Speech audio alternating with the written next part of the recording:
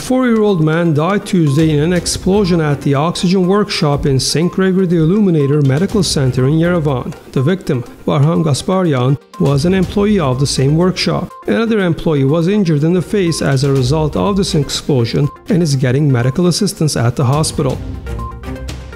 The Armenian Prime Minister continues his visit to New York, where he is participating in the regular session of the UN General Assembly. Nikol Pashinyan on Monday delivered an address at the opening of the Nelson Mandela Peace Summit. The event brought together US President Donald Trump as well as the leaders and heads of government from many countries attending the 73rd session of the UN General Assembly. On the same day, Pashinyan, together with Catholicos of all Armenians Karekin II, paid a visit to the Armenia exhibition that has opened at the Metropolitan Museum of Art. Also, the Armenian Prime Minister met separately with the UN Secretary General as well as the presidents of Cyprus and Rwanda.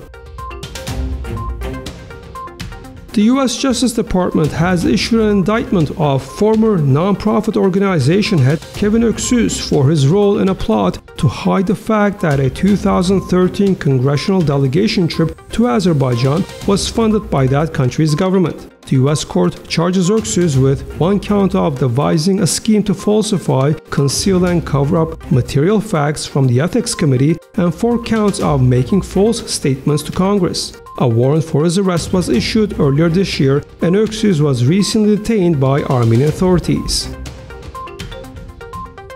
Armenia's second president, Robert Kocharyan, has filed a lawsuit against Prime Minister Nikol Pashinyan to protect his honor and dignity from public slander. Kocharyan's attorney, Haik Alumian, told NEWS.am that the reason for this lawsuit was Pashinyan's public statement during his visit to France, and which referred to the second president.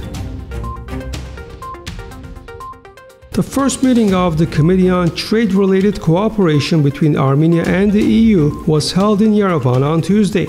The meeting was co-chaired by Petros Surmelis, the head of DG Trade Unit, and Mane Adamyan, the Deputy Minister of Economic Development and Investments of Armenia. We are sure that the changes indicated by the Armenian government will only strengthen cooperation with the EU and will promote further development of trade relations, the EU officials said in particular. The EU ambassador to Armenia in turn stressed that eradicating corruption will give Armenia an opportunity to find new EU partners and attract European investments.